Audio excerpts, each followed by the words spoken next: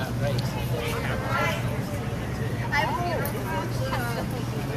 don't know when I'll be back. Great.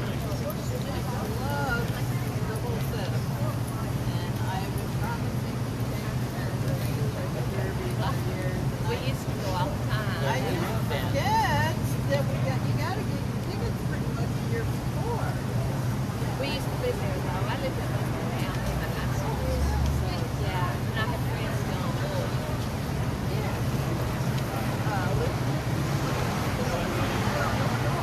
No, but Elizabethtown, Kentucky. There is no Elizabethtown in Illinois too. You're right, but there's Elizabethtown, Kentucky. Well, it's about 60 miles from Louisville. yeah. Well, I was living in Southern Illinois a year and a half ago. Oh, yeah, sure. I used to work in Aaron Hospital for a while, so that's one crazy town. But it's so beautiful down there. We just came His from relatives also live Oh, I've got in yeah, the Drums and the Nasses. He's a relative of Oh gosh, I'm not good. She was a Murphy girl. I have relatives in both With her of mom. the Yeah. Nazis and the Browns. Yeah, they're everywhere. Yeah. Yeah. Are driving. Oh, I used to drive around. Mailbox, extra mailbox. Yeah. They're all good too. Yeah, they're having a big reception in Richmond. Coming out from City. Yeah, I can have a friend over there. Well, in Ridgeway, but the guy that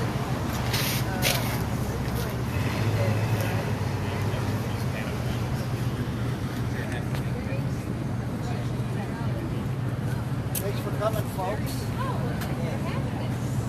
There will be time for I asked it. They said, yes, you can bring it. Yeah, we will be stopping. I walked real well. I can have everybody's attention real quick. We're going to leave here and proceed to where the tour will start in just a minute.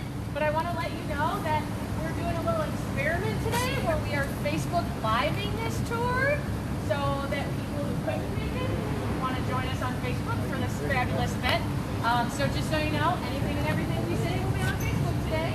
And Tori, who is doing the Facebook, she's going to kind of stay close to the front of the group, so if you want to be behind her, that's totally fine.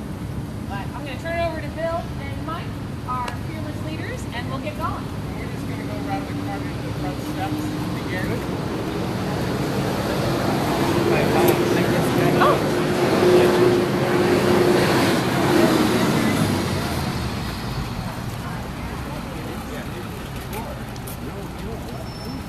Because I think the day I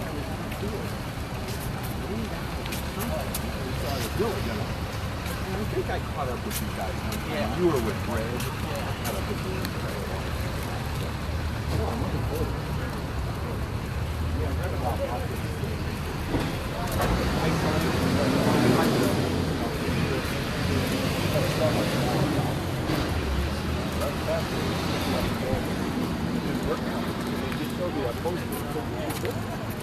so we're going to gather here around this track.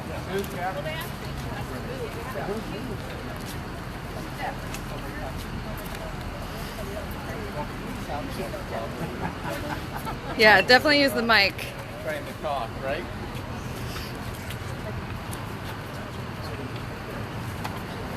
And there's a huge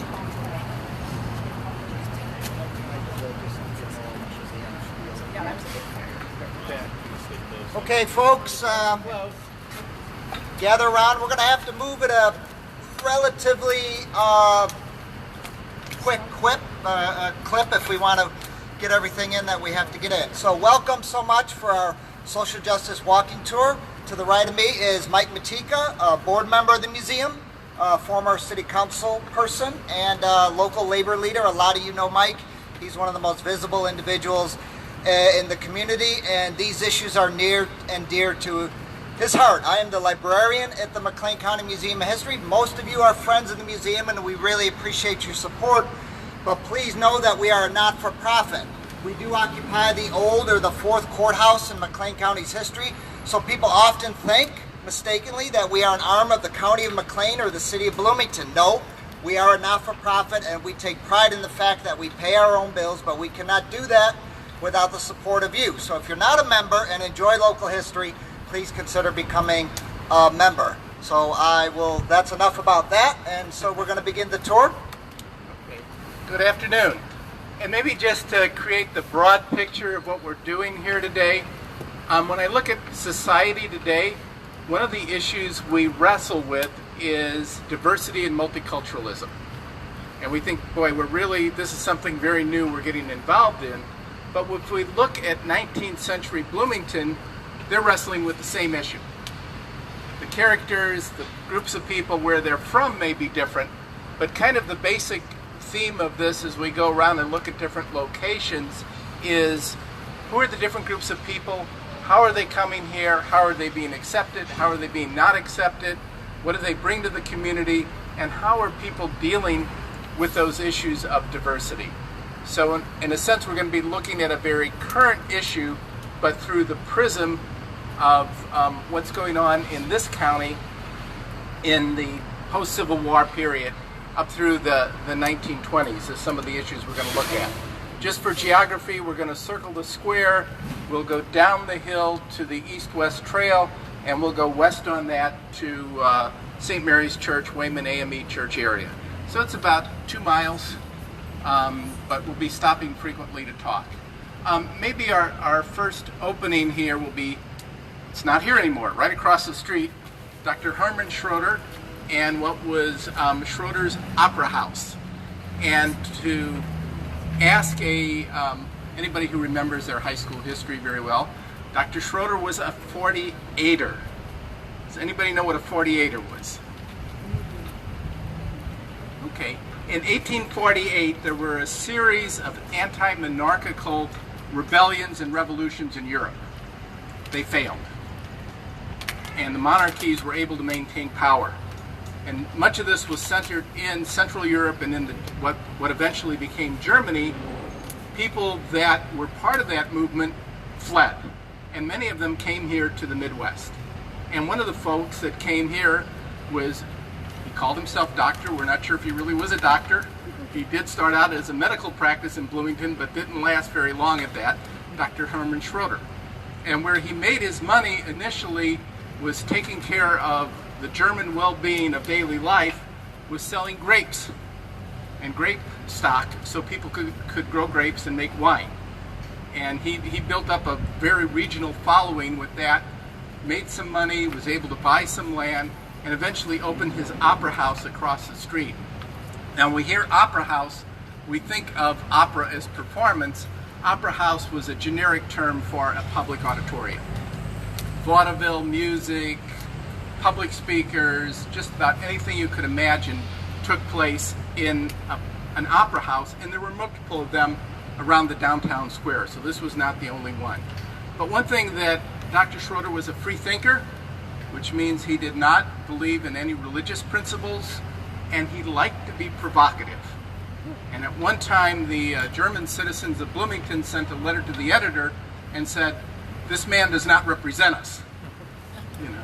But something he used the public stage of the Opera House for was to engage people in current issues.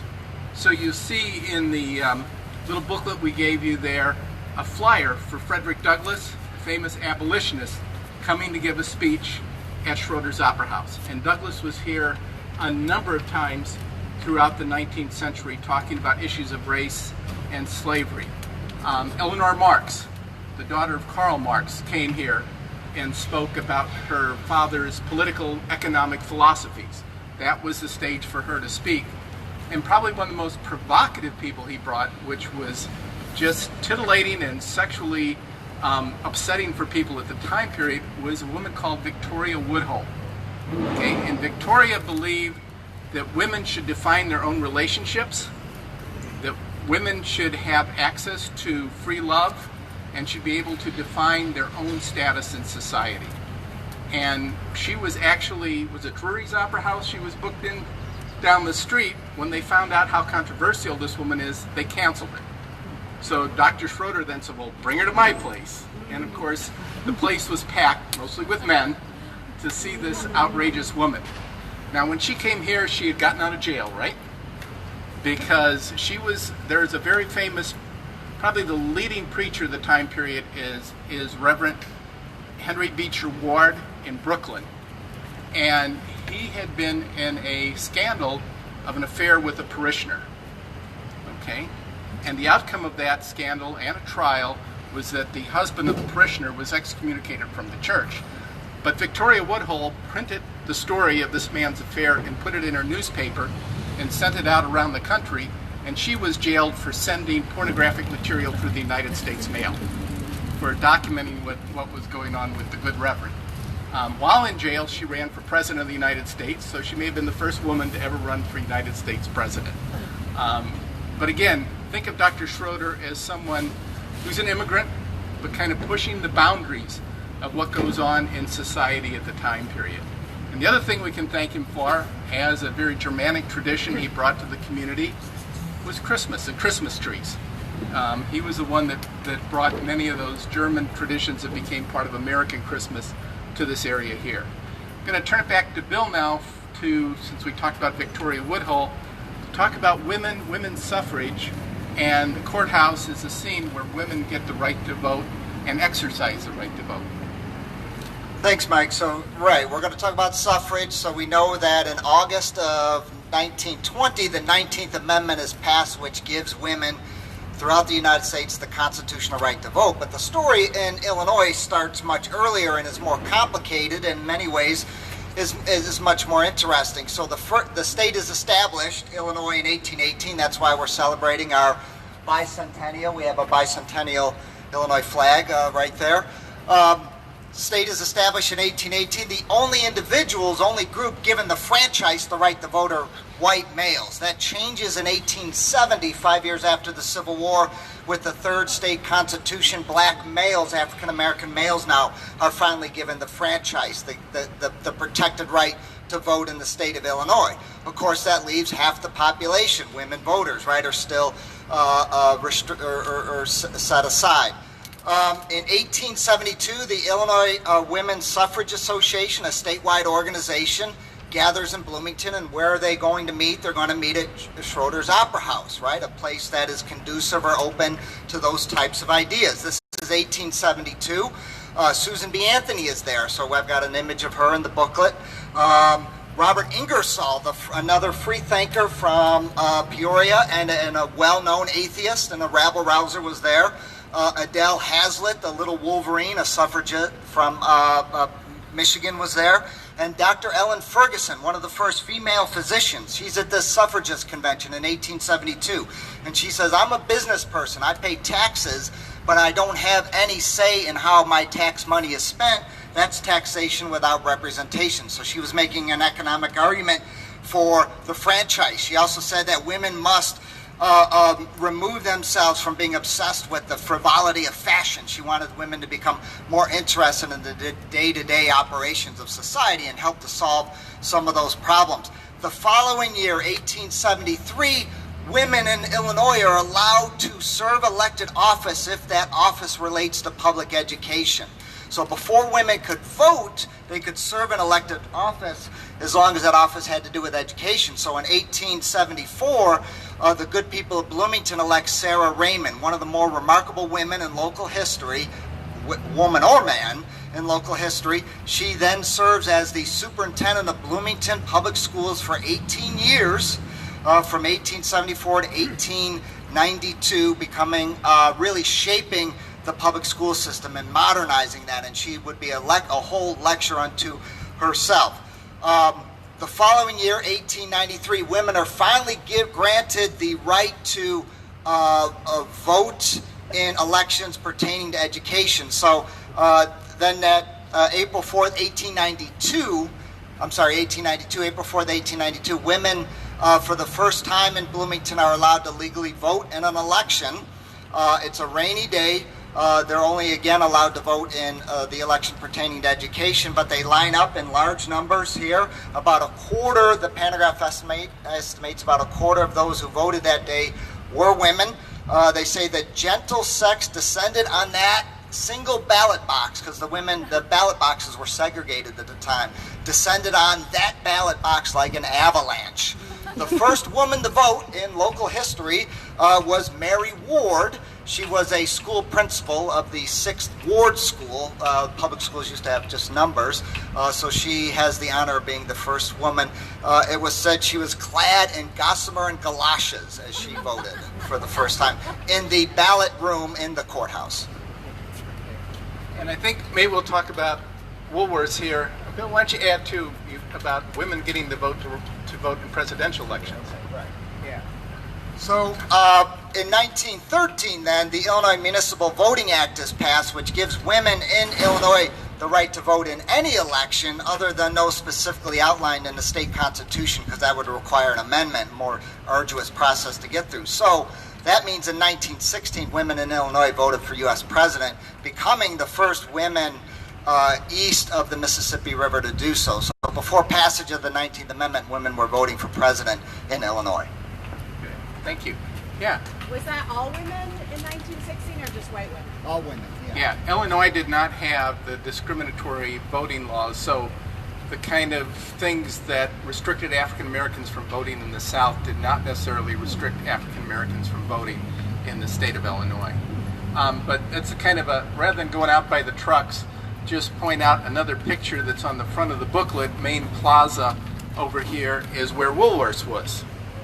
And that's where in 1960, while sit-ins are taking place in the South at lunch counters, the Illinois NAACP was holding their state convention here in Bloomington.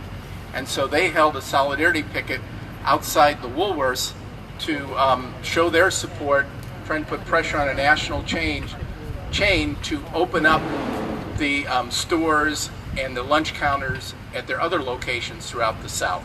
So that's the photo that's on the front. And we'll talk a little bit more about race relations and race issues, but I think we'll go around to the northwest corner so there may be less trucks and less noise, so everybody can, we'll elaborate a little bit more. It might be a little easier to hear then. Thanks.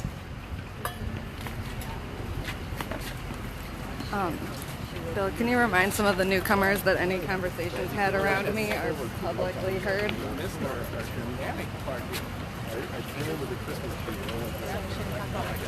You can talk about your cat.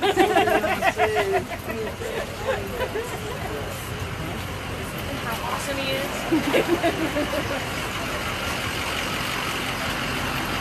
That might get us more listeners. People love cats.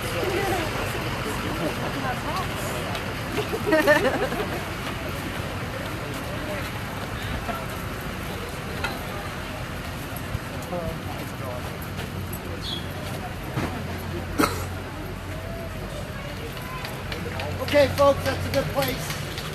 Right around there. Gather around here. Okay, we're going to gather around here. Tori Moray, our curator of digital humanities, has reminded me to remind those who have come late that we are Facebooking this live. So if you don't want to be heard, don't be near Tori's camera.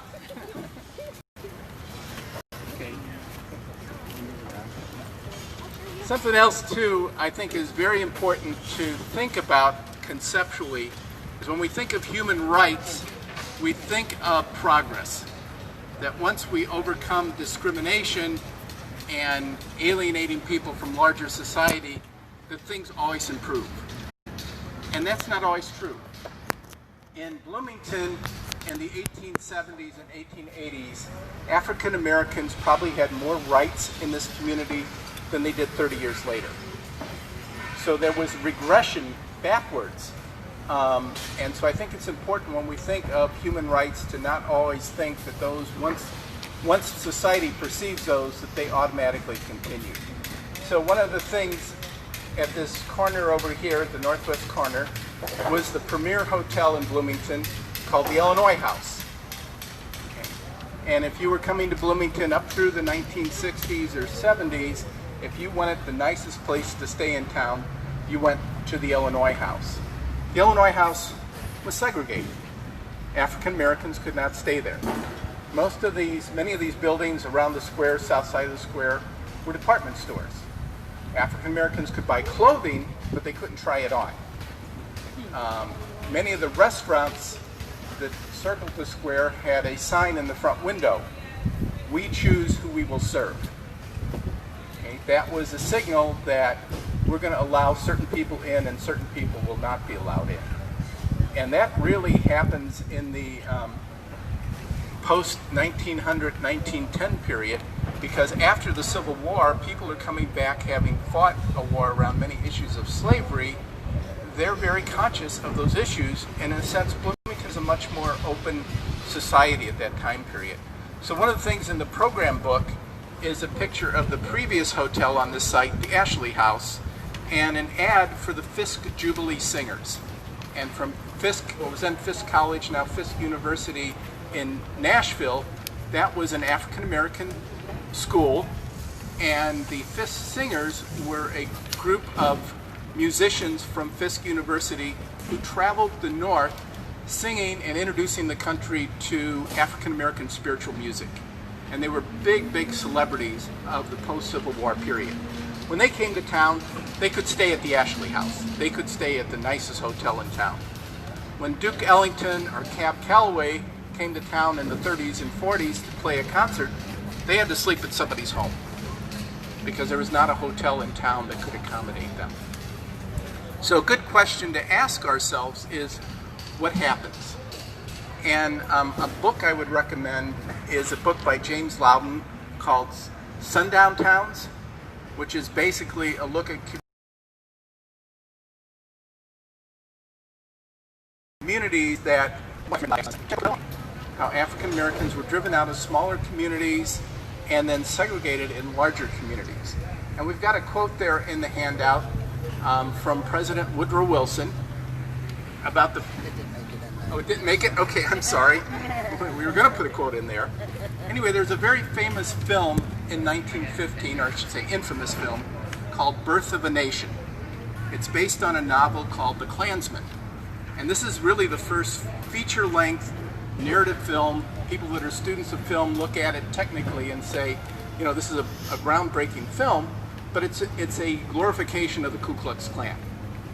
And out of that film comes this resurgence of the Klan and this resurgence of stereotyping and negative activity toward African Americans.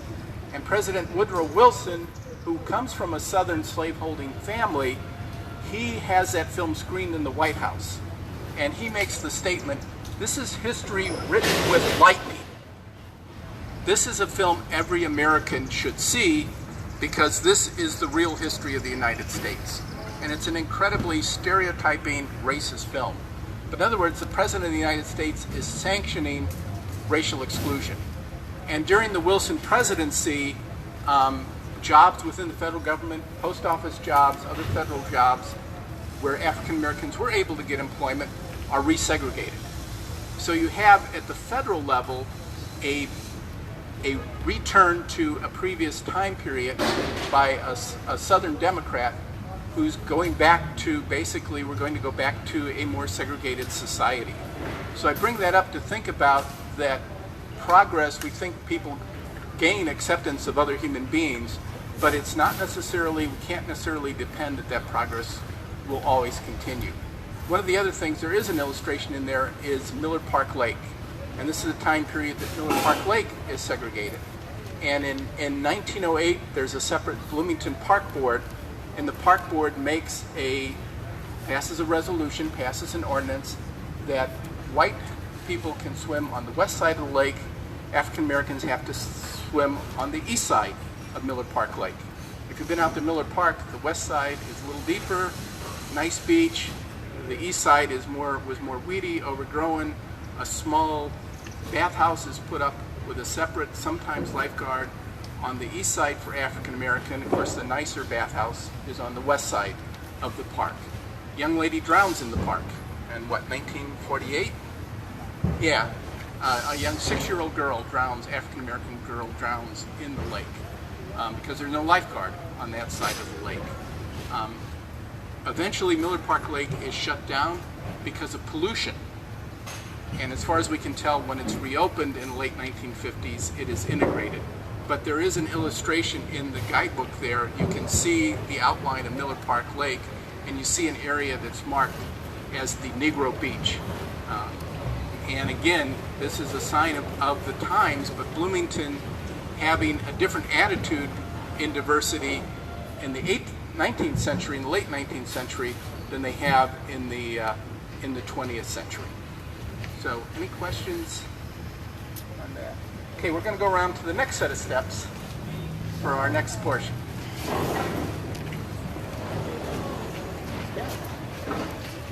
The audio's okay? Yeah, no one's complaining about it. Everything okay? Yeah.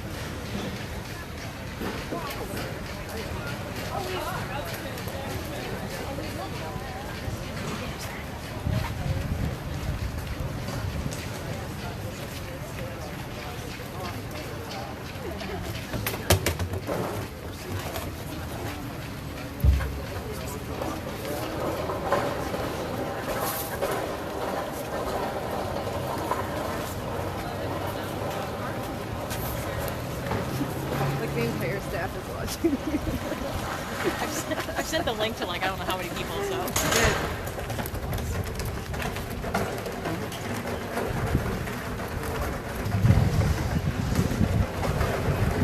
Okay, folks, we're gonna Turn the mic on.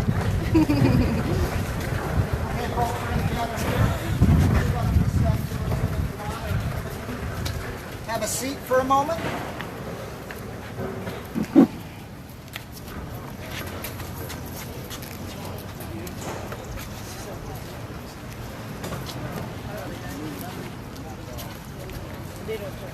We're waiting for some stragglers.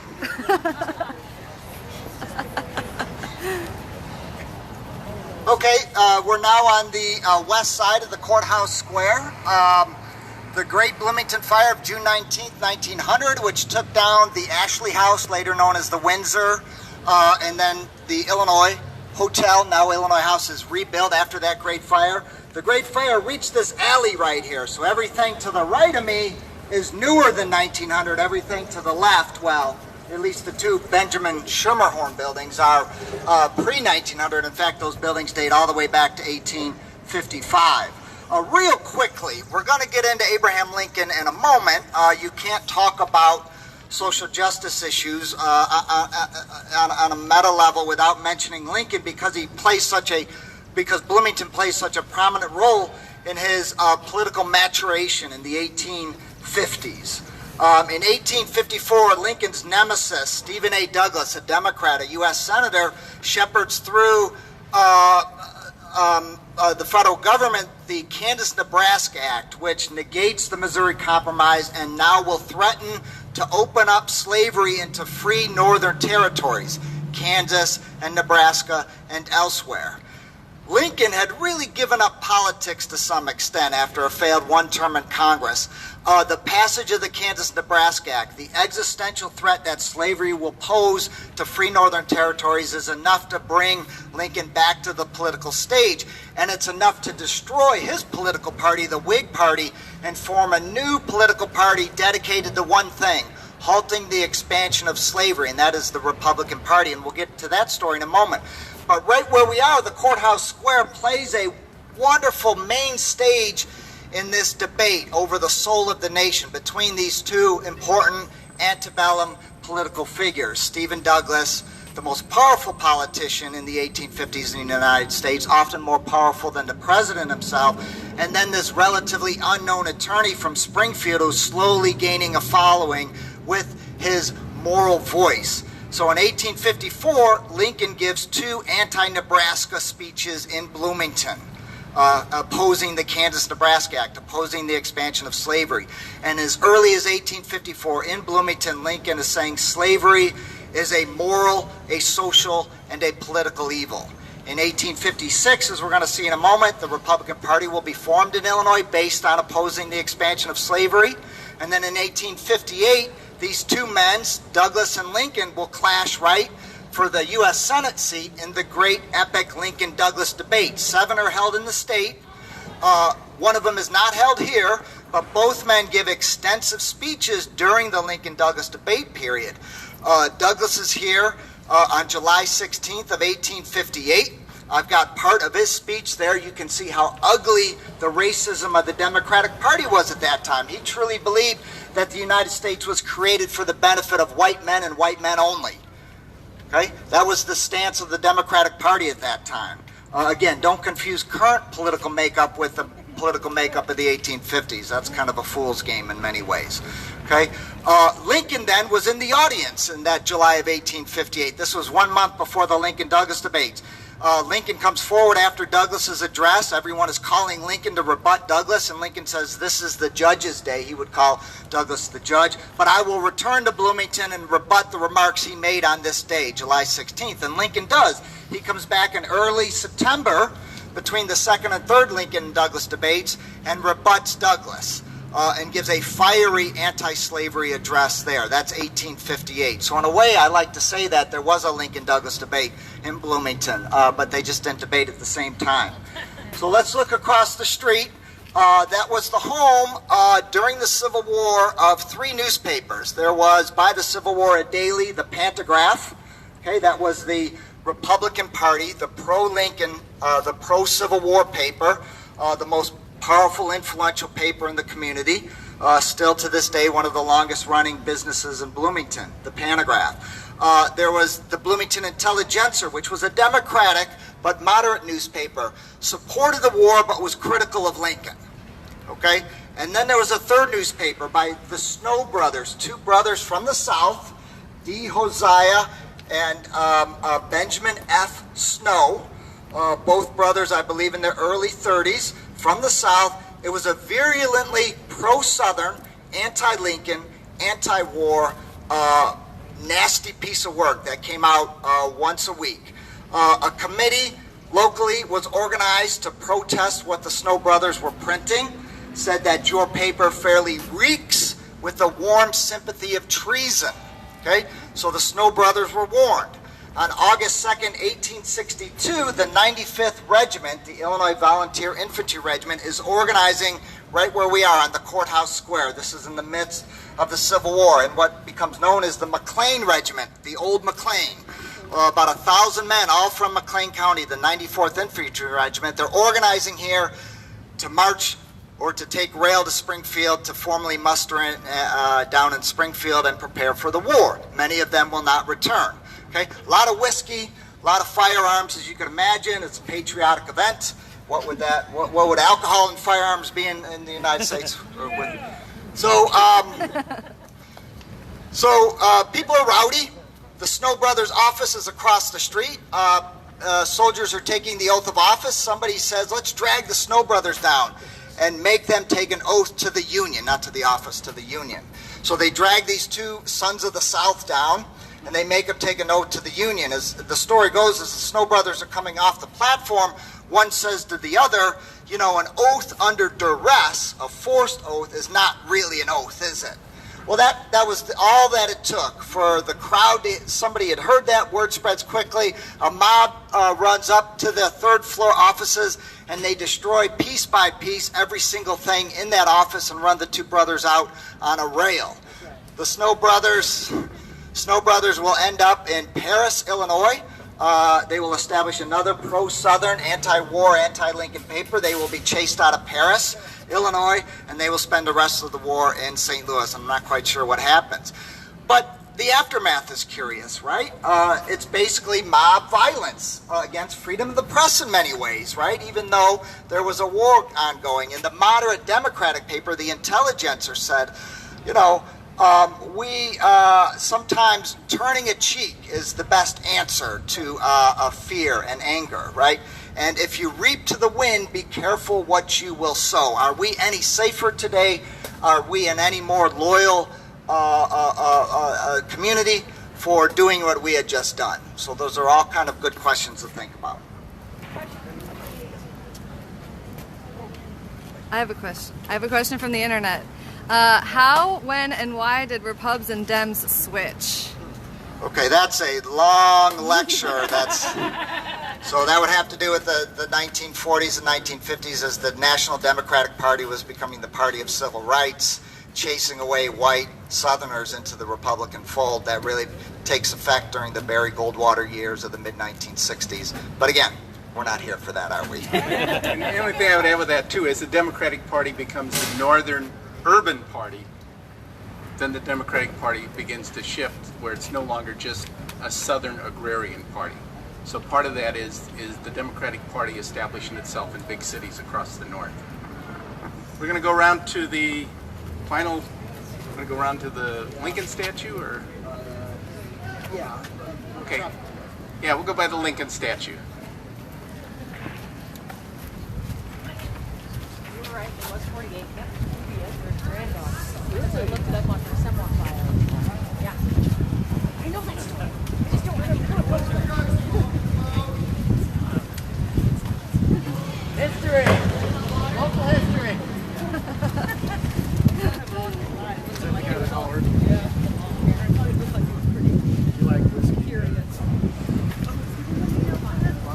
Yeah, if you would.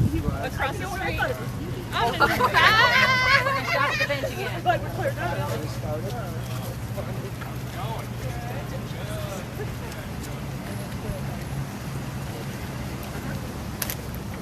Send you my bill, Bill. Hey, we can drop it off. Oh, okay, cool.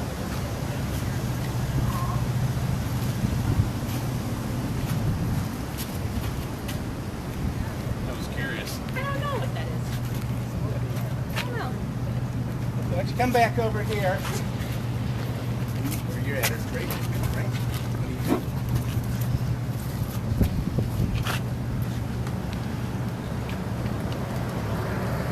Okay, let's gather around, folks. We're all doing a good job. Okay, so Lincoln, the autobiography. Okay, let's look at the Burpo's Boutique building. That's actually another commercial building, the Pablo Burrito building. Those are 1855. It's known as the Phoenix Block because it arose from the ashes of a great 1854-1855 fire. There was several other Greek Revival buildings similar to that, but then the Livingston's department store building was built in the 1920s to replace those. But let's look above the Burpo's Boutique. We don't know what floor, but Kersey Fell, right? The name Fell should ring a bell with most folks with an interest in local history. Kersey Fell was the brother of Jesse Fell, who in many ways was the founder of the town of Normal, played an instrumental role in bringing the Normal University, what we now know as ISU, to Normal, and also the Illinois Soldiers and Sailors Children's School, really shaped this community just about as much as anybody, right? So his brother has a law office here. The Abraham Lincoln era courthouse, the second courthouse in McLean County's history, is about right where we are because it almost fronted Washington Street. The second courthouse was not in the center of the square, but was closer to Washington Street. So Jesse Fell is visiting his brother, the story goes. He sees Abraham Lincoln coming out of the second courthouse. This is in 1858 after the Lincoln-Douglas debates, right? Lincoln will win the popular vote for U.S. Senate, but at that time the state legislatures elected U.S. senators, so he will lose in the state legislature. Jesse Fell comes out and says, Mr. Lincoln, nobody called him Abe at that time, right? Mr. Lincoln, I was in New England, I was in the northern states during the great Lincoln-Douglas debates, and people in the North were utterly fascinated with you, a man who could hold his own against the little giant, right? The great and powerful Stephen A. Douglas. What there are already whispers about you as a national candidate because you could put a moderate veneer on this newly emergent Republican Party. You're just what we need. Can you write a brief autobiographical sketch? You have such a wonderful history about yourself, and we can get that published in Eastern and New England papers so people could learn a little bit about your remarkable story, right? Rising from his bootstraps. It takes Lincoln a while, but he finally does that. He submits the Fell in December of 1859 in time for the upcoming election. And in fact, this autobiographical sketch will be rewritten somewhat, but will appear in paper after paper throughout the North. It's 599 words, so it's not really a true autobiography, but it's really only one of 2 times Abraham Lincoln puts down in his own hand and talks about his life. So it is a really, utterly remarkable record of a truly remarkable man. So 599 words. He opens up in a cover letter. He says, "There is not much of this, I suppose, because there is not much of me." He could be humble if he wanted to. He talks, he says, "I was losing interest in politics until the repeal of the Missouri Compromise aroused me again." He's referring to passage of the Kansas-Nebraska Act and coming back onto the political stage and helping form this new anti-slavery party.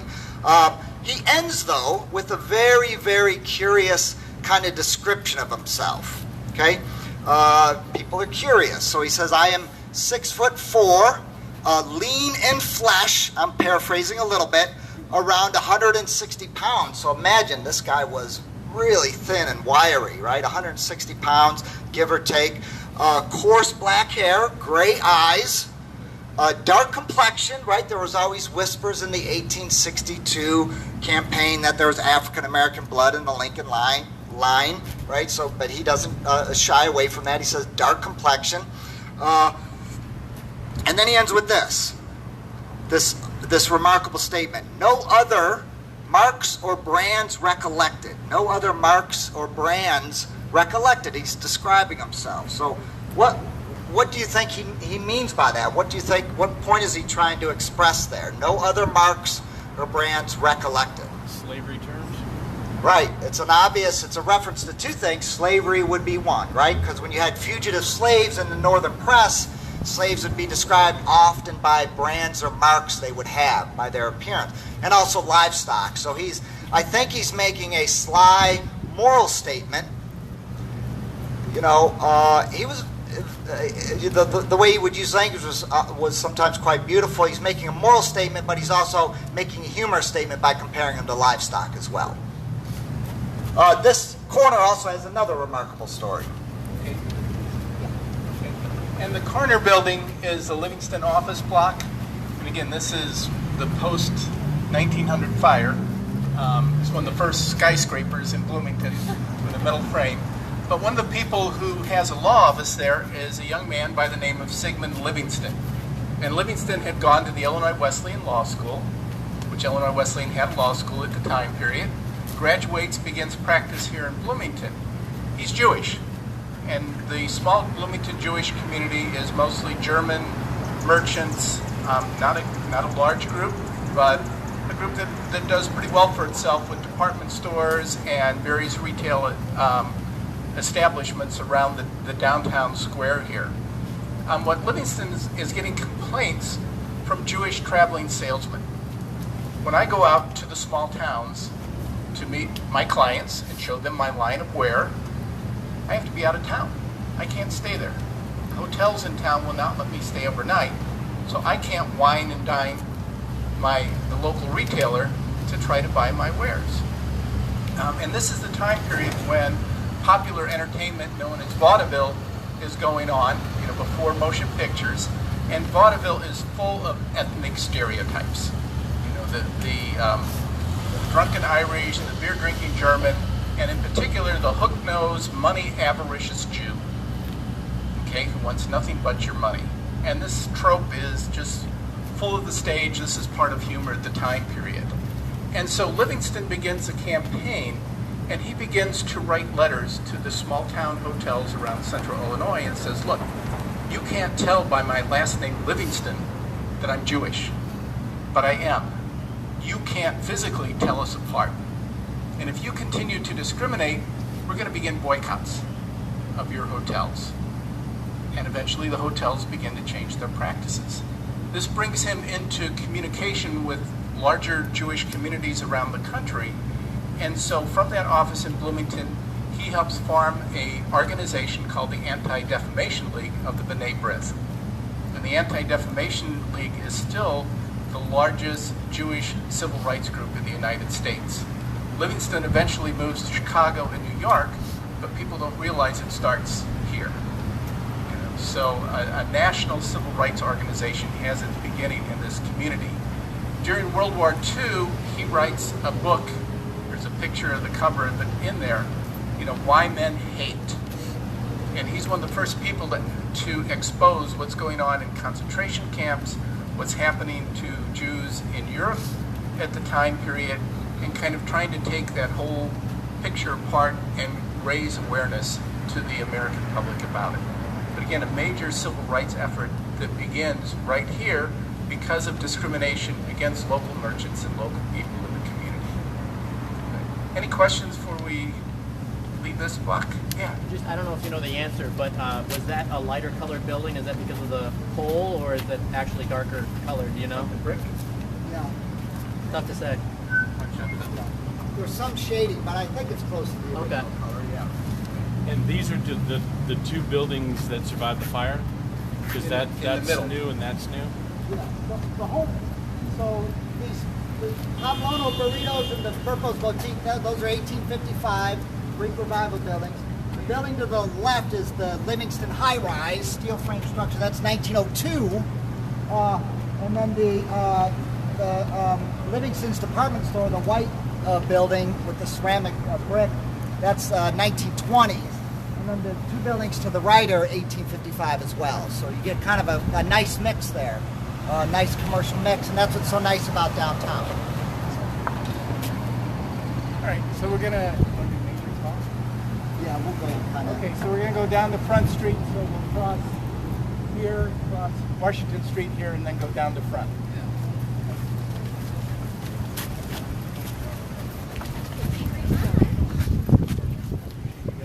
That's okay. No, it's not. I have one person not show up.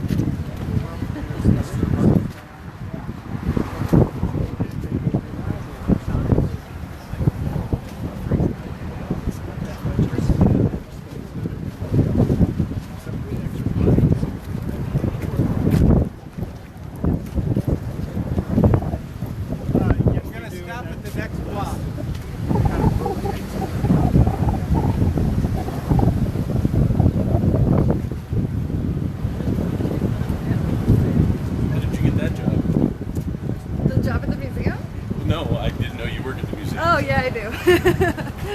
I started as an intern is the answer to that question. 8 years ago. Well, to me, that would be a dream job getting in there. It is.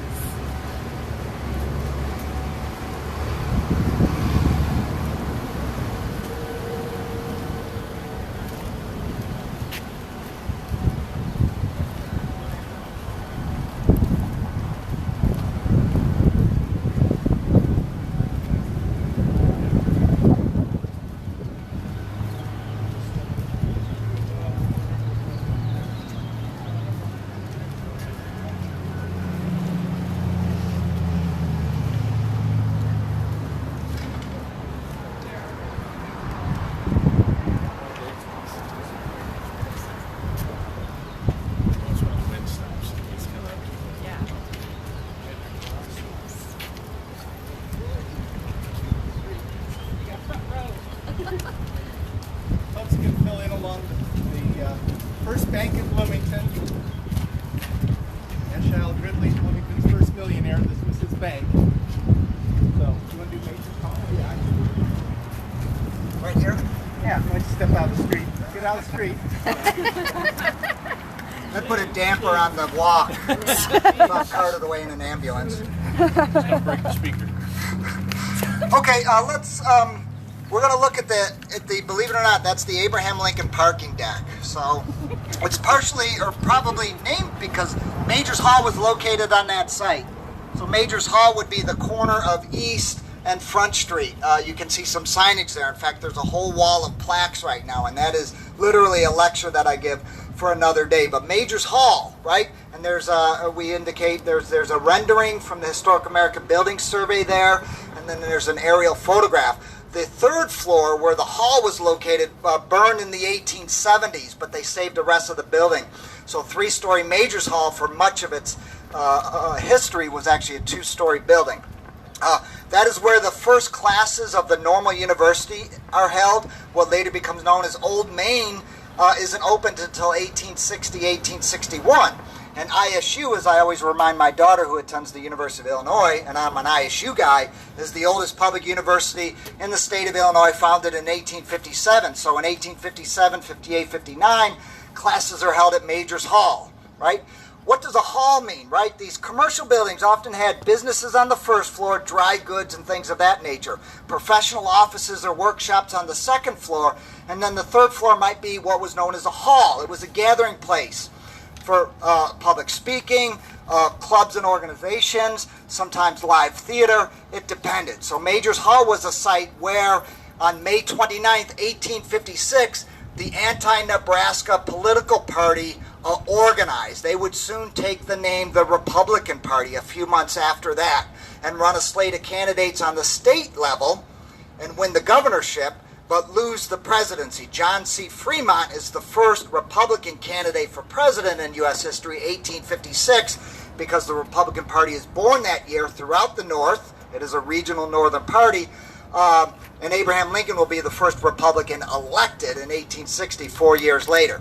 So the Illinois Republican Party is organized at Majors Hall on May 29, 1856. And that is the speech Lincoln gives, his so-called lost speech, because no full transcription of that speech survives.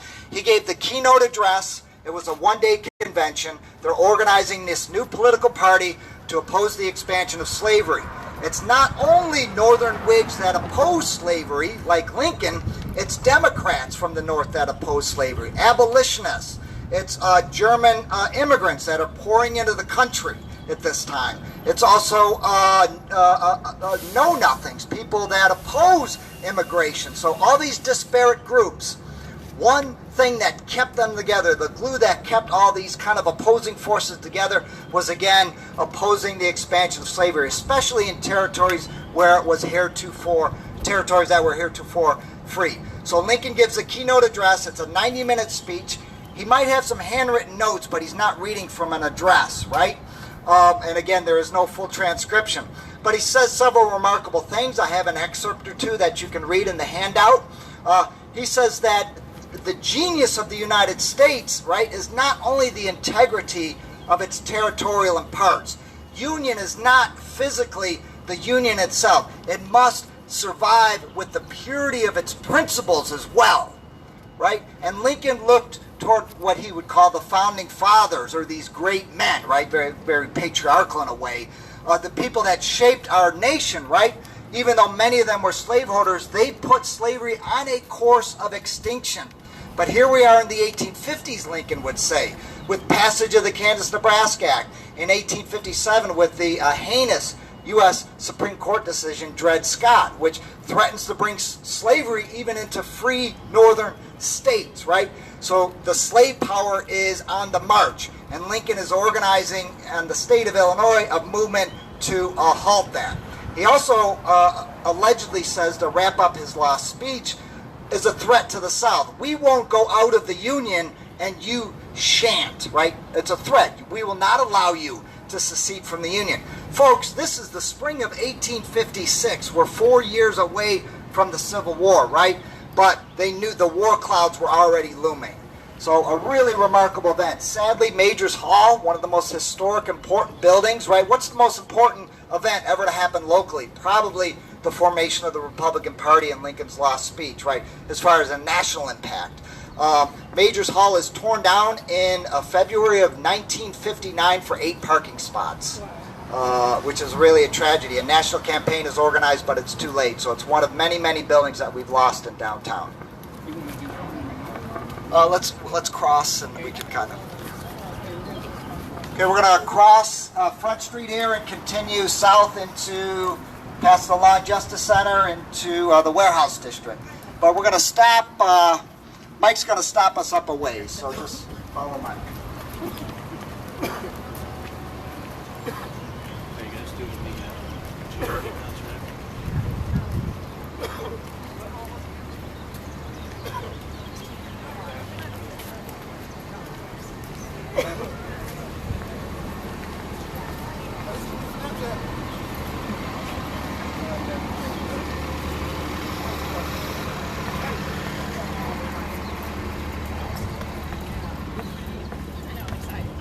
I have vacation days, but I'm afraid you.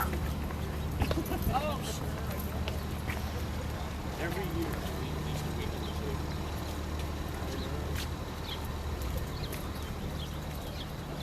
two. You can just gather on the bench here or on the concrete on Bloomington's famous grassy knoll. I did something here that makes it look more homey. Gather right over here.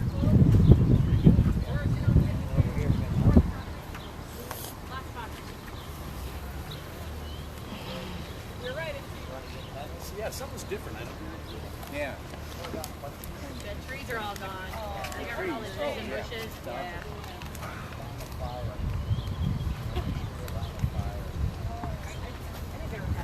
And Bill, what I'm thinking is we just go down and cross Madison Street there. We got to go down on the west side of the bridge. Okay. So cross Madison, right by So we can cut across the parking lot. Okay, that's correct.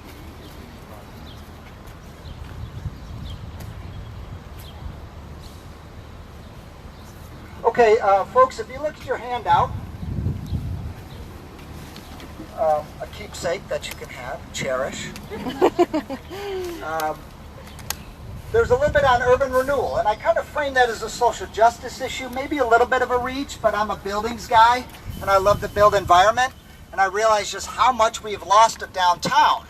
Now, people will say downtown Bloomington is relatively intact compared to other downtowns that have had calamitous losses like Decatur or Danville or to a lesser extent Springfield. That is true, but we're right in the middle of an urban renewal superblock that was created in the late 1960s into the mid 1970s. So we were in the midst of a much larger south end of downtown.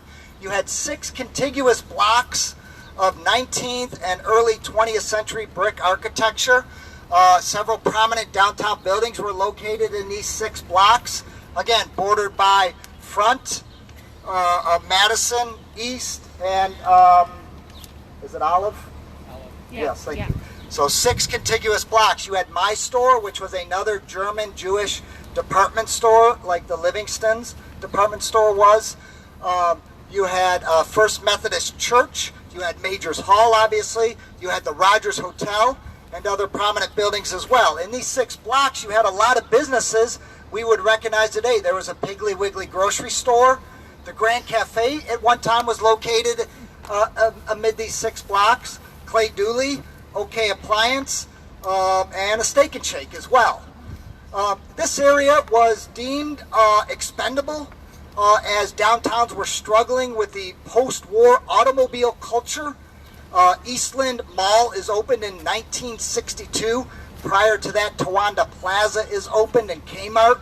So the exodus is beginning from retail in downtown Bloomington.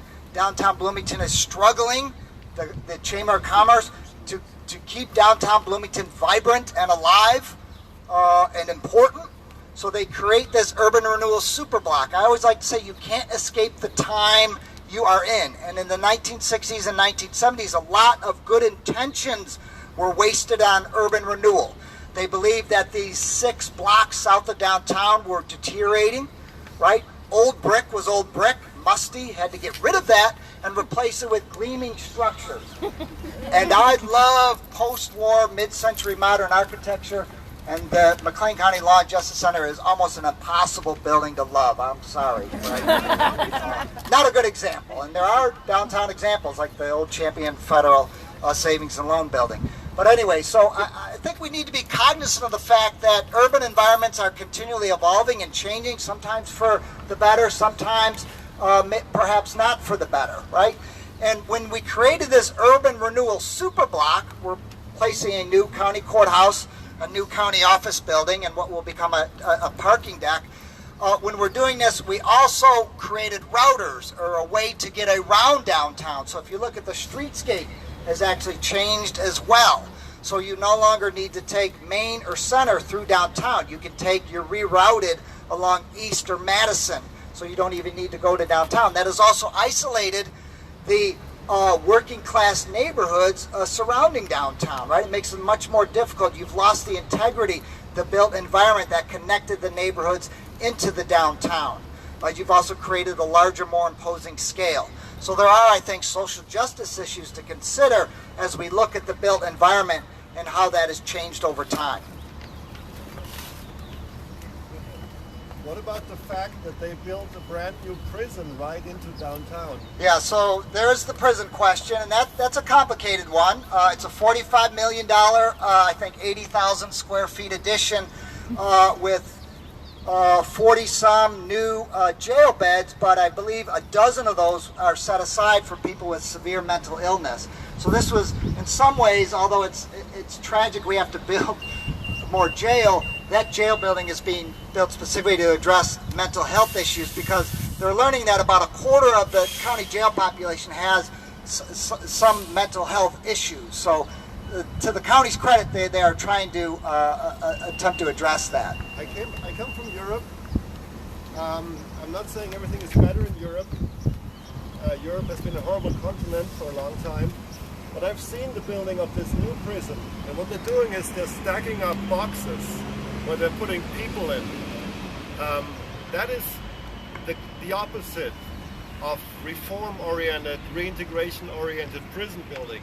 So I just wonder, this should be an issue, a social justice issue, especially if you know that prison populations or sentencing is racialized and all that. That's a wonderful point. He'll be joining us as a leader on the next tour. Mike and I occasionally have added the discussion of the county jail. For almost a century, the county jail was at the southwest end of downtown, and it was a horrific place for people. They had a cell where you would stand and be in complete darkness, for example, and that was tolerated into the 1960s. So we have occasionally, we just don't have the time to get into every important issue, but certainly criminal justice in this country is a monumental issue at the time. When this building was built, the county jail was over 100 years old, and it was at the corner of what Monroe and I guess it would have been Roosevelt at the time period, and it was pretty barbaric in terms of its conditions within it. But part of McLean County thriftiness is you wait to the last minute to expend public money on anything. But there were, throughout the 60s and 70s, there were recurrent demonstrations outside that jail because of the conditions inside and what was going on within the jail. So it had become a sore spot in terms of what was going on, and when that router was built around, when Madison Street was built around, that building was torn down at that point. So in a sense this is better, but you raised some very excellent questions, Felix, in the sense, how do you reintegrate people into society? We're going to go this will be our longest stretch. We're going to go down here to Olive Street, cross Madison, and then go down the hill underneath the viaduct.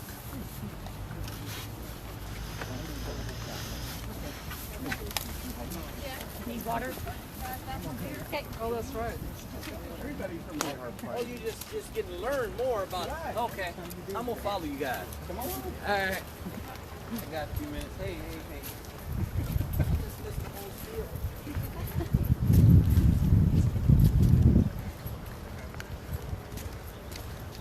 There's always one spot. I was part of leadership in Plain County. Yeah. And when Beth Kimberly was born, she offered, if you're interested, watching years goes by.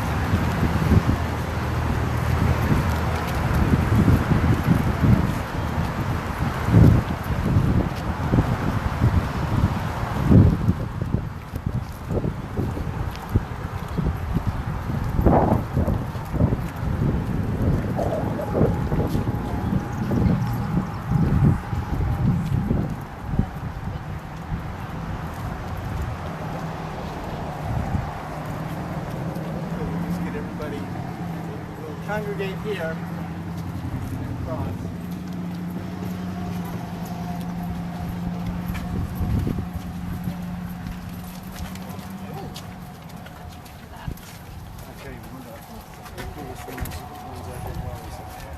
I'll wait, you guys go.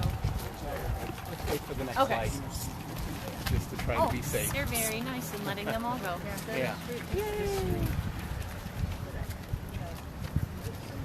And they're going to have to wait for the next light. This is Olive. Yep. Mm-hmm. Stand back.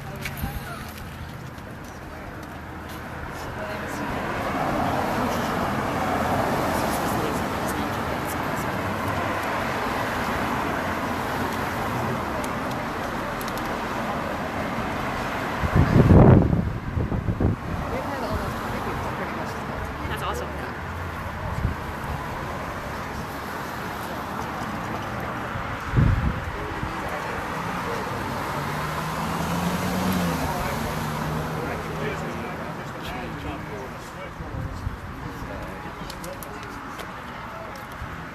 Okay, let's get across as quickly as it can here.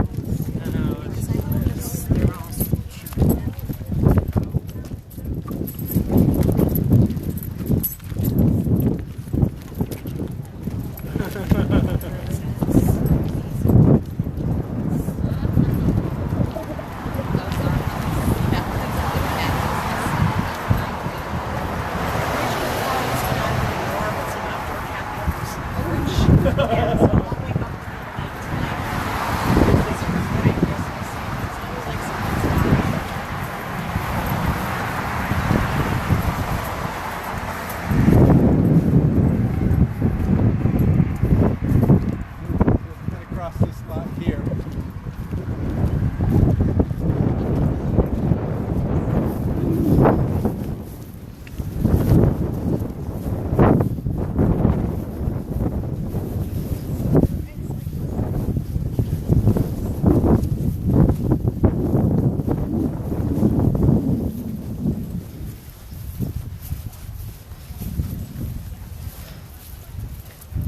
Did you ever determine what collapsed this building? I have no idea. Yeah. You know, when it fell over onto the bridge, and the bricks fell and everything. I was in it. There was an iceberg on the second floor. Was there? Yeah. Like just There was a frozen from tarp rain? that was holding water that was going Wow. through the building. And there was a guy who was blowing glasses in the building Oh, yeah. and doing work repairing it. But it was one guy, and Oh.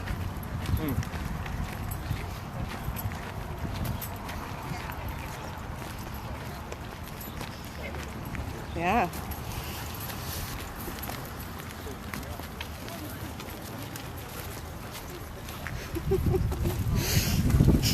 Thanks, Mike.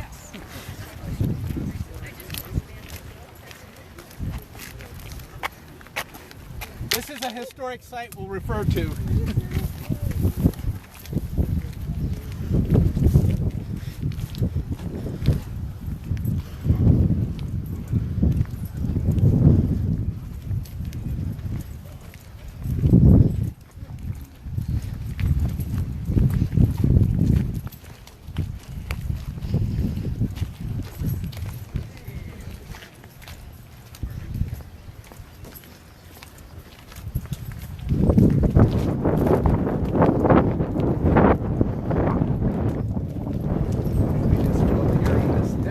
Sure. Let's do that, then we'll be off the trail. Okay. He's blind as long as we give them people perspective. Yeah.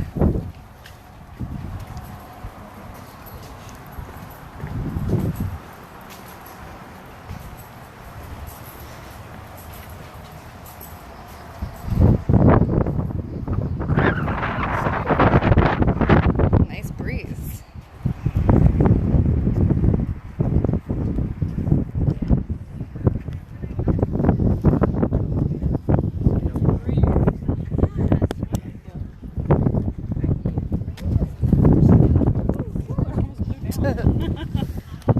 Yeah.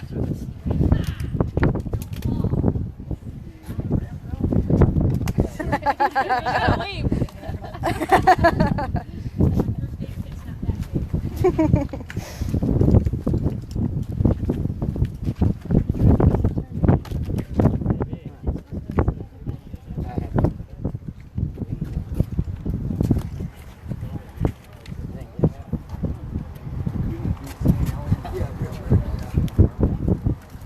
Okay, can everybody hear okay? All right, so we're in what used to be known as Pone Hollow. You know, there's a little bit of a dip here from downtown. I'll talk a little bit about the natural environment, because again, I think it's a social justice issue, or it can be, and how much we've paved over, we being Western society, right, as we settled the Midwest. Much of it was paved over, and Bloomington is no exception. So that's why I have the elevation map there, because you really get a sense of, in the topography map, of the Great Bloomington Moraine, which sweeps through the central part of our county, right? During the last great ice age, the Wisconsinian glacial episode, as the glacier was retreating, there would be occasional pauses, and these pauses sometimes would last upward of a century. And as these glacier retreats were pausing, material would be brought up front conveyor-like and deposited. So you had occasionally these ridge lines, and the Bloomington Moraine is one of the 4 largest in the state. And it rises as high as 100 or more feet, depending on where you are in the county. But this glacial moraine has been cut by, in Bloomington Normal, by tributaries of Sugar Creek, and we're actually in one. Sugar Creek used to run, or a tributary, a feeder stream of Sugar Creek, right where we are, right where the railroad tracks are, and you can see that in the bird's eye view images as well. That creek has been brick lined and buried underground, so now it is basically a sewer running, and a lot of Sugar Creek had been converted such. There was actually another tributary just north of downtown along the 500 or 600 block of North Main that was also moved underground. Pone Hollow, which is the nickname, corn pone, was a type of kind of a working class meal at the time. That's how this place gets its nickname. It had the appearance, it was said, of kind of a rough mining camp. You had a lot of shacks and shanties here, right? The lower you get, the more standing water you have, the lower income the folks are going to be that live in this area. So this was kind of not a notorious area, but an area known for its kind of ramshackle quality before the arrival of railroads changed the whole tenor of this area and made it into a bustling commercial warehouse, which Mike will talk about. There used to be a major, primarily pork packing plant, the Bloomington Packing Company, about where the Home Sweet Home Mission is located today, just east of us. And all the blood and offal was dumped into this tributary of Sugar Creek and would make its way slowly down here. So the stench was said to be absolutely awful. They were using Sugar Creek as just a basically open sewer. So we have utterly transformed our natural environment to build the city of Bloomington. We've also lost about 6,000 acres of blooming grove. There's a map that I include of the wooded groves.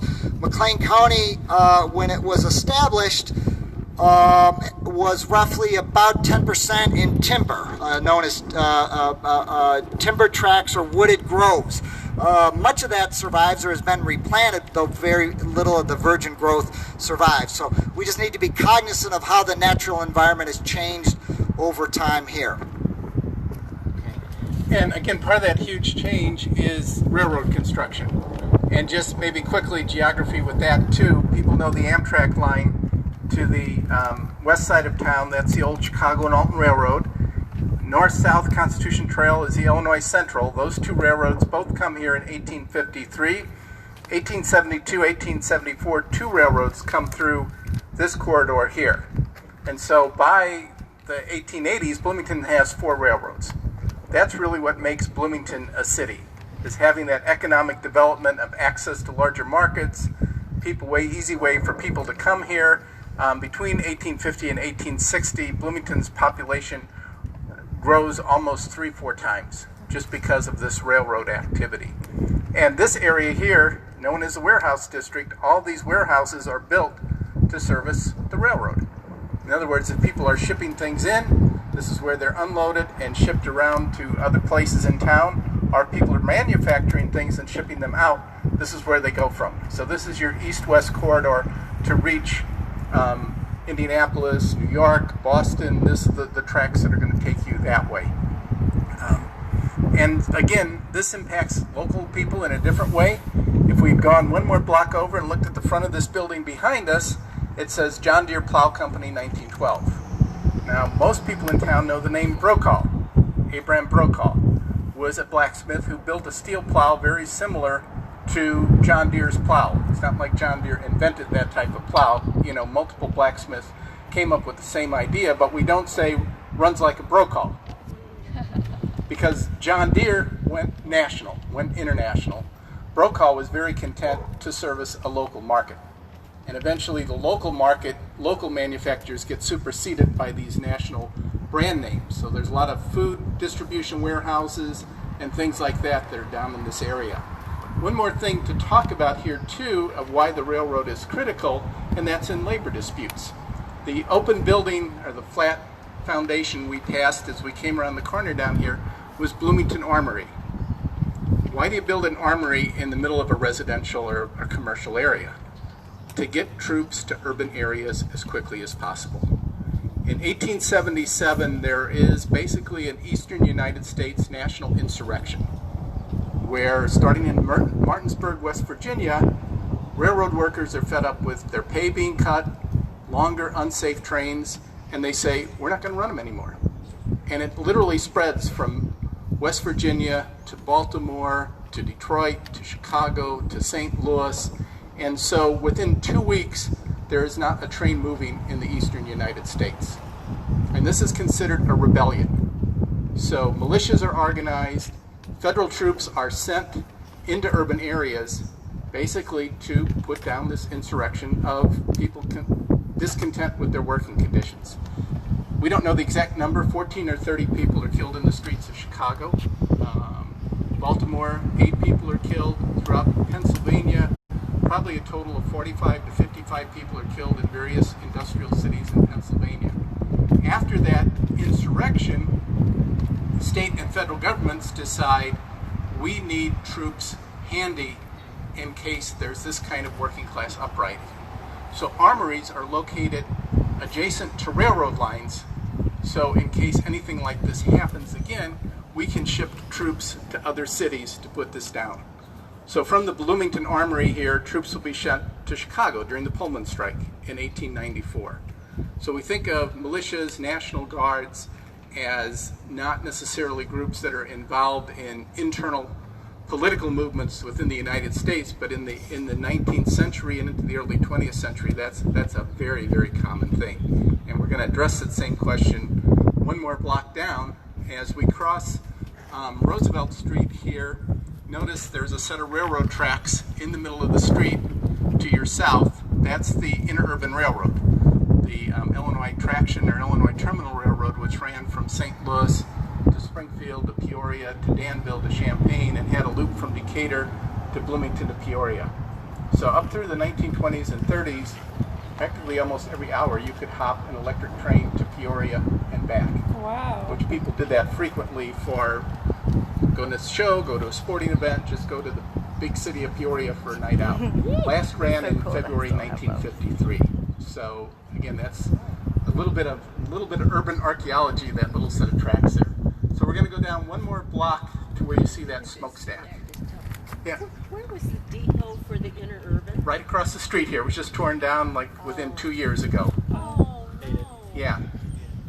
It served the rest of its life. It was Capodice Produce. So the question was, where was the Illinois Traction, later Illinois Terminal, this light rail kind of system that connected a lot of central Illinois cities with St. Louis? And as Mike said, we were fortunate to be on that line and into the 1950s. That station was torn down a few years ago. One of the losses, a lot of the built environment of the warehouse district has been lost over the last decade or so. These types of buildings will never come back, never be replaced. Communities are doing wonderful things with their warehouse districts, repurposing them for art lofts and low-income housing or upper-income housing or whatever the case may be, and that ship has left for Bloomington. We're left with just kind of a small remnant of a much larger warehouse district. It's another kind of a lost development issue for the city, unfortunately. Good. Okay, so just one more block over. You know, that's what she was just asking. The young Some man kind of over business here. here. I don't know if it's industrial or some sort of an antique You know, store. he might be able to answer. She was asking if anything Really great is antique still store, occupied. by the way. I know you guys talked about when the glass factory was here. Here, on this side. But I don't know if anybody's actually in that building. I don't remember if it was you or part of Bill who had mentioned that Bloomington has more Lincoln era buildings than any place else in central Illinois. Or am I mistaken? Well, they would probably be better to answer the question. But, where are we up there with you? Springfield. But he did say I thought it was Minneapolis. yeah. And there was this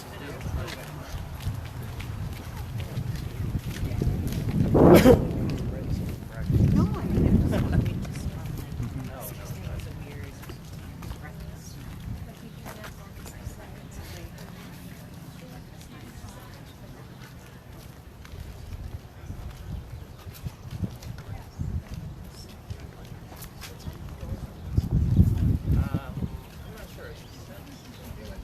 Yeah. grass. Okay. See where that stone wall is? A little bit of an area over there. Which is fine. Where people Yeah. kind of stand.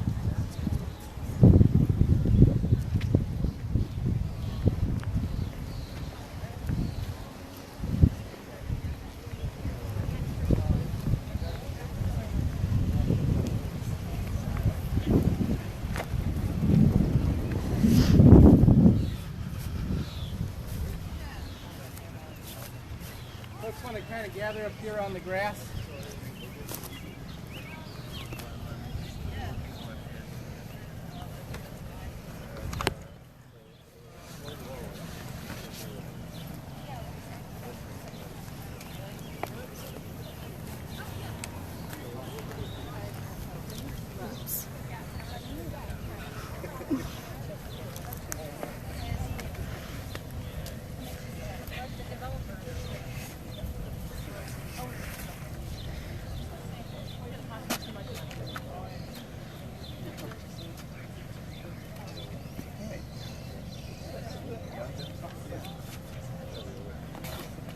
Okay, good.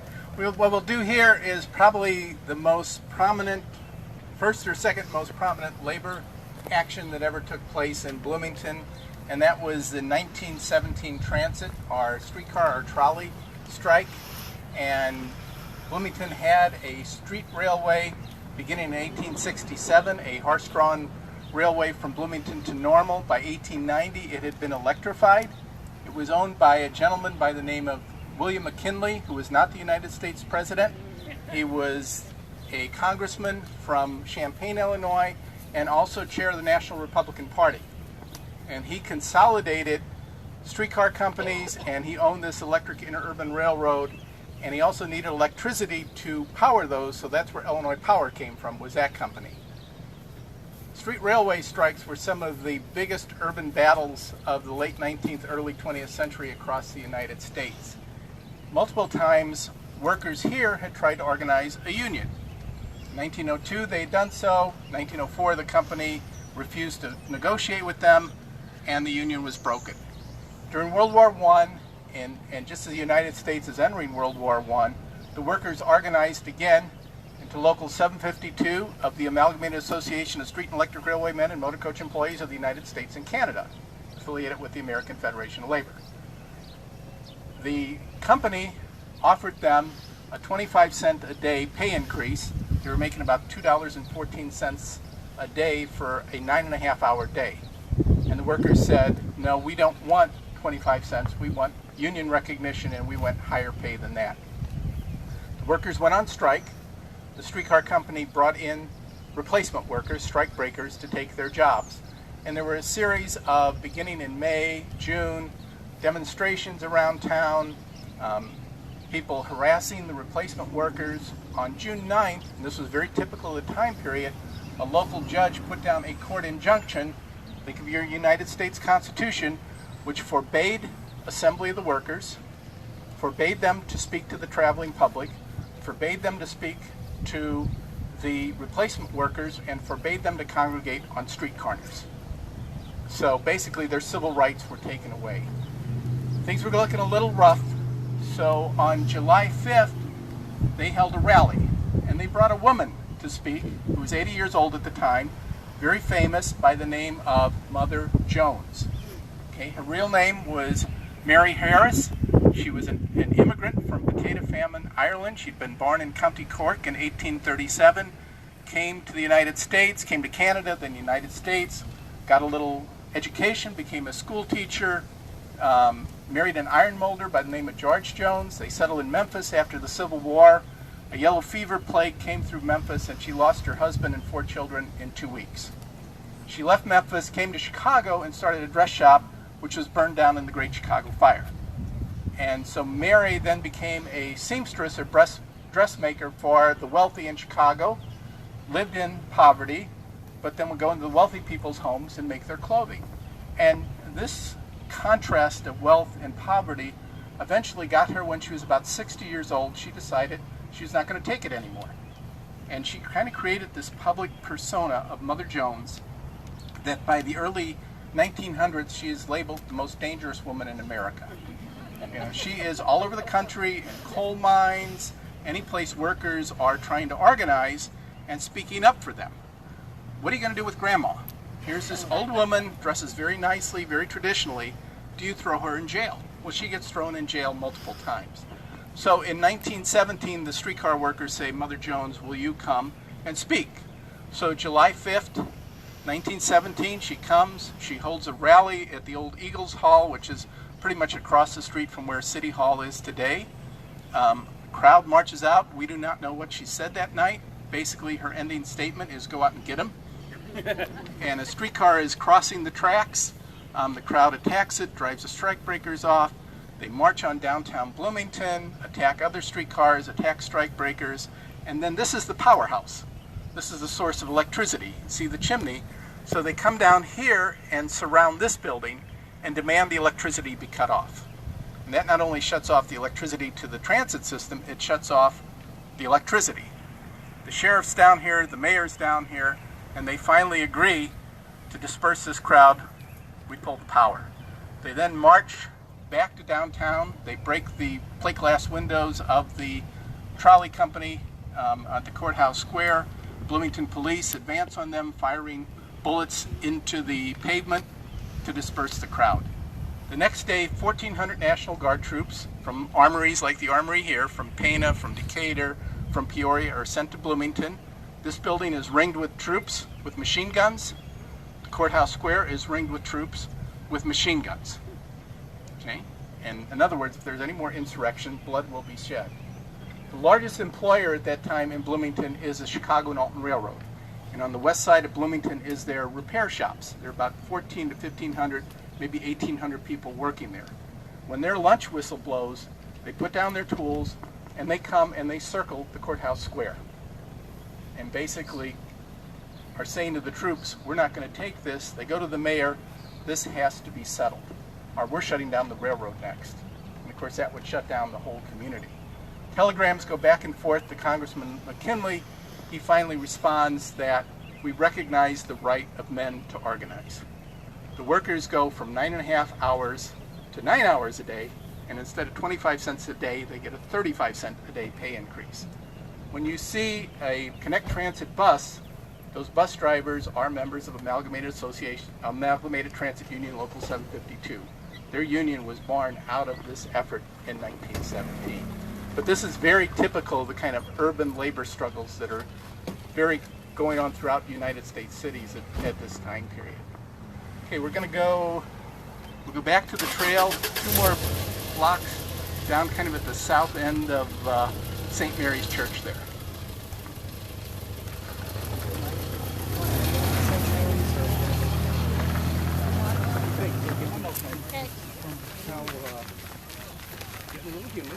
I mean, do we have a lot to say about it? I think if we just, point that out.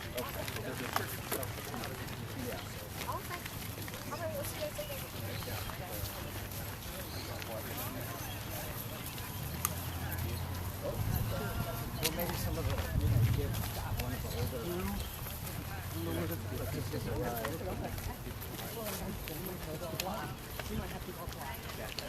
Well, for example, we're across the street.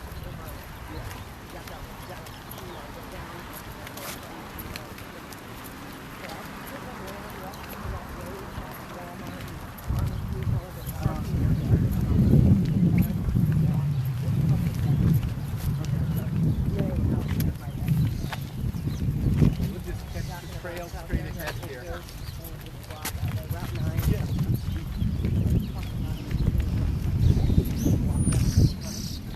All the way out to there?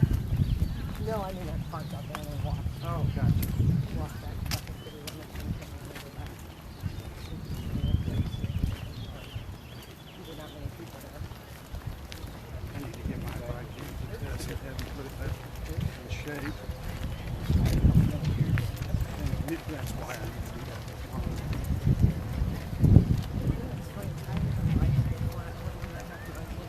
Do I use my bike so much? But They go play it whether you use them or they let them sit. did it always do that? Yep, sure. Yeah. Never. The older that rubber gets, it becomes almost a brand new one. Yeah, I mean, right When it was brand new. What was you were using outdoors? I guess I was using it. Using it every day. I never ever had me put air By the grain bins there. Yeah, I got a pump at the house. I got two weeks. That I was going to mind as well. I got one guy to raise up air tires blow it up. Oh yeah?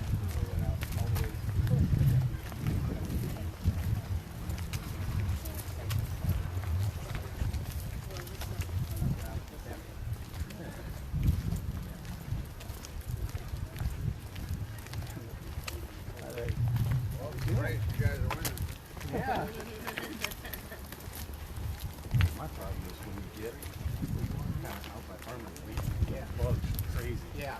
And if you're really breathing hard, you're going to get them. Yeah. How you doing? Good.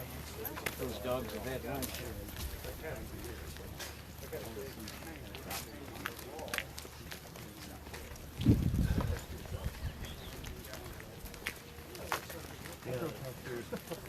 Those breeds seem to be kind of a status symbol in this fourth side of the town. You know what I mean?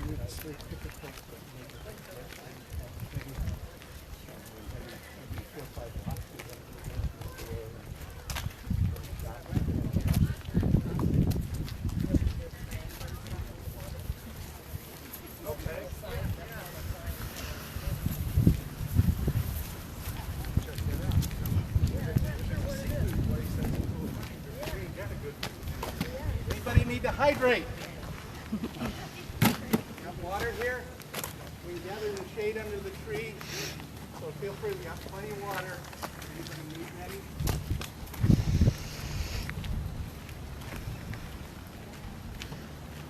There's more over here too.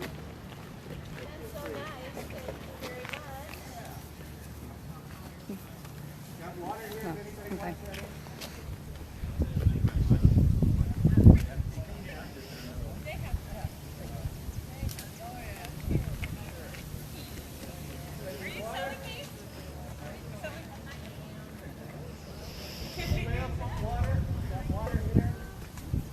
Maybe go grab one. Sure.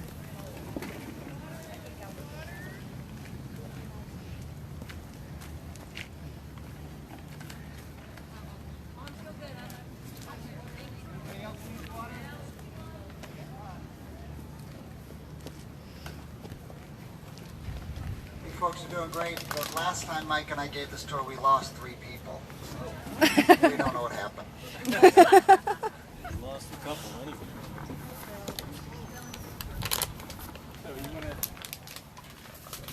Yeah. So I think we're going to talk about immigration, right? Yeah.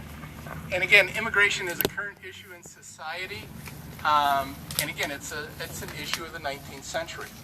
And this area, particularly the area behind us, is known as South Hill or Dutch Hill. This is the German part of the community. Up to the northwest is 40 acres, predominantly Irish, and after World War I, German-Hungarian. Over the railroad tracks is Stevensonville, it's a predominantly Swedish area. So people in the 19th century are settling into ethnically distinct groups.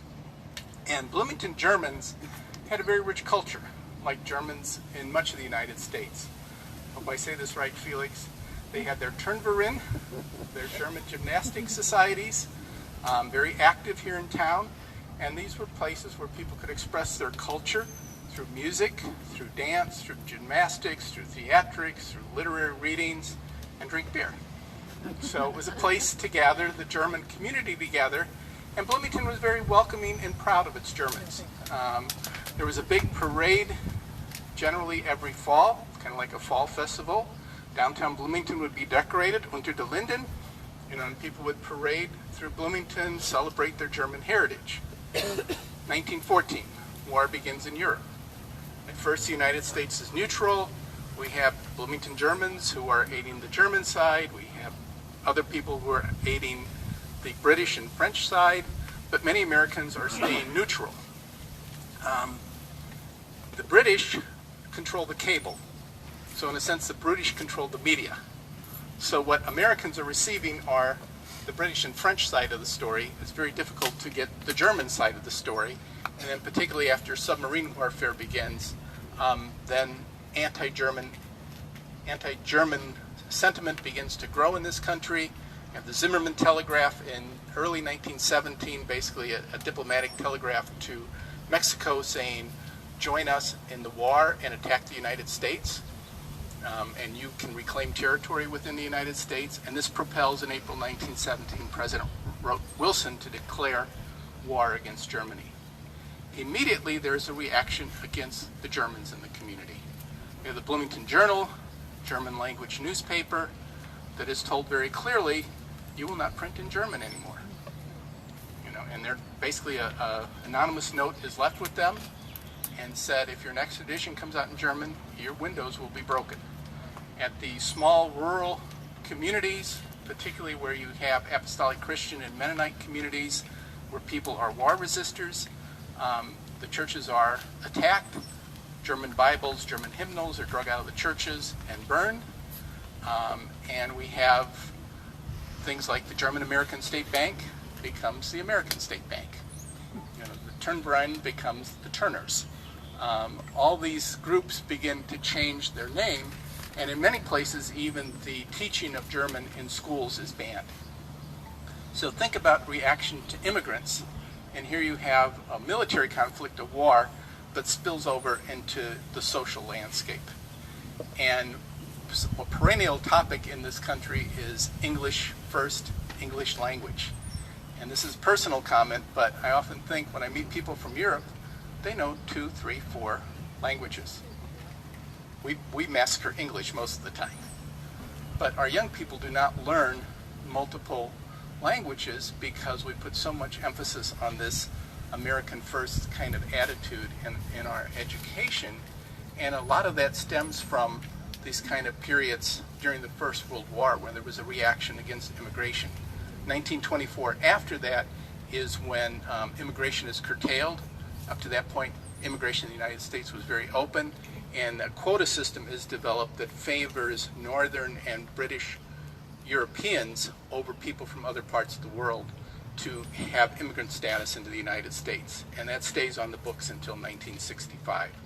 So in a sense, we're doing a selective part in terms of what kind of people are welcome in this country and when are not.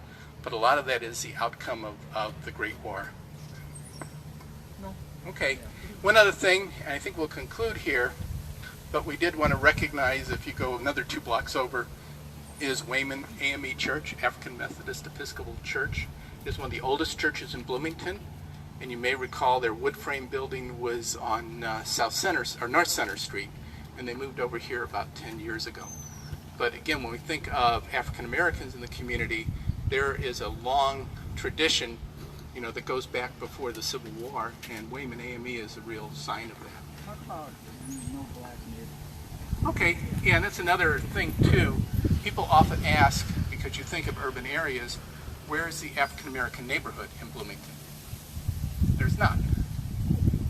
Traditionally, the west side, in the area west of here, had African American households, but they were mixed in with white working class households. The interesting or fascinating part as far, and Jack Muirhead has done great work documenting this, certain houses were the African American houses. So an African American could sell a house to another African American, but a white person was not, there was nothing legal about this, but was not necessarily socially allowed to sell to an African American. So we had scattered housing, but it was, again, certain houses, but they were scattered throughout this neighborhood, Stevensonville, into 40 acres, and where Sunnyside Homes is was basically a shanty town until Sunnyside Homes was built. So kind of a little bit of a different pattern than other urban areas in terms of you don't necessarily have racially segregated housing. You do in a sense that it's restricted to certain homes, but it's more of a class economic division as to who gets to live where and who gets to live in what part of town. And African Americans living further east, of course, is something that's not allowed at that time period. So.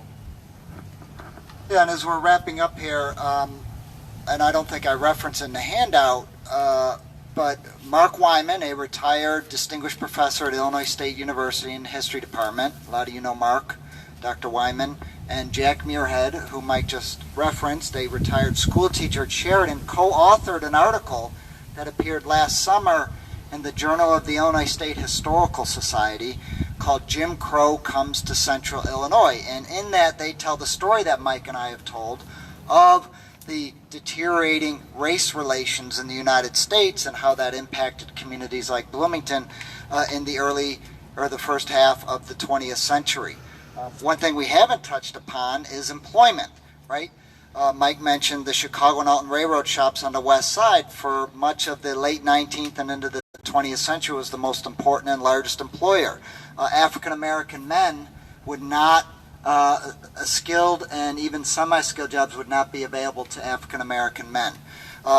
After the decline of the steam locomotive and the rise of the diesel engine and the decline of the shops, the largest, most important employer in Bloomington becomes State Farm. State Farm is not employing African Americans in anything other than janitorial and elevator type work until the mid-1960s. So what we're doing here in the story that Dr. Wyman and Jack Muirhead tell in Jim Crow Comes to Central Illinois is we denied African Americans a ticket to the middle class by denying them employment, by denying them housing. We talk about the miracle, the post-war miracle of the GI Bill allowing working and middle-class families to own a home for the first time and to stake a claim, right, and to raise children. Even though there was no overt discrimination in those housing programs, federal housing programs, local banks and local realtors would not deal with African Americans. So African Americans, for the most part until the 1970s even, were denied access to a lot of the new developments built on the east side of Bloomington. And the ramifications of all that, right, are clearly felt today, right? And our society is grappling with those issues today. Any questions or anything before we wrap up here? Any comments? Anything we said wrong or missed, or anybody want to add here? Mike, what was the nickname for the Irish? The nickname for the Irish? We had Germans were Huns. Oh. Spanish were Dagos, Danes. Yeah, Nicks sometimes. Yeah. Okay. And the other thing too, again, we didn't talk about this with the German reaction. When the railroad was built in the town and the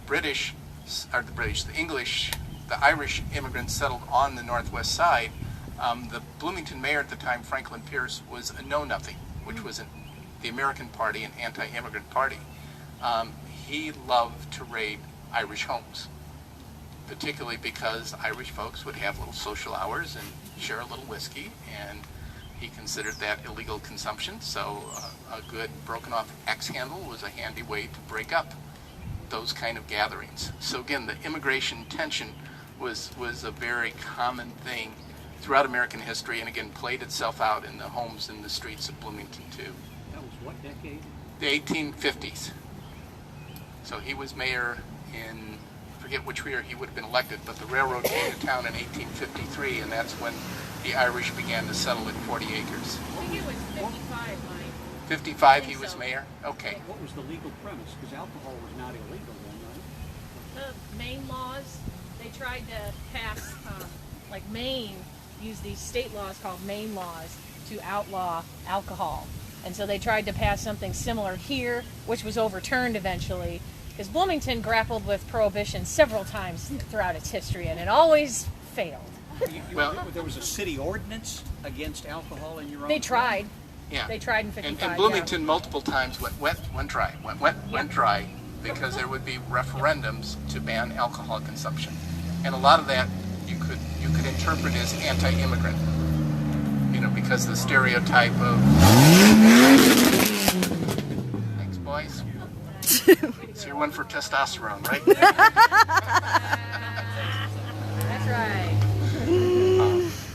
You know, and it was 1916, I think there was another, or 15 was another alcohol referendum. Oh, 14 to 16. Yeah. And then in 18 it was final again. Yeah. Yeah. So actually, before national prohibition, Bloomington had prohibition. Yeah. And again, multiple times, and it can be viewed as a class conflict. It can be viewed as an anti-immigrant activity, you know, because that's part of some people's lifestyle. It didn't matter that the Anglo-Saxon immigrants drunk hard cider, because that's not alcohol, right? I was just going to ask, how long was normal dry? Wasn't Normal was dry through the 1980s. No, 76. Late 70s, 76. Although, real quickly with Normal, right? Normal was dry since the founding. Jesse Fell wanted Normal to be the sober sister to the wilder Bloomington, the more urban ethnic community, right? More industrialized. But there was a brief period during the Great Depression where Normal was wet again because with the passage of the end of Prohibition, they had to wipe all the dry laws throughout the whole state, and you had to redo the process again. So there was a brief period during the Depression where Normal was wet again for a period. 6 months. So early Steak and Shake, when it was Gus Felt's chicken place, you could get a beer. Home delivered in Normal. So the McLean County Museum of History really thanks you folks. You've been wonderful. We really appreciate it. We had good weather, which was great. I've got room for about 5 people if anybody doesn't want to walk back downtown. So I think some of our more seasoned walkers probably should take advantage of Mike's offer, really, and the rest of us will slog it home.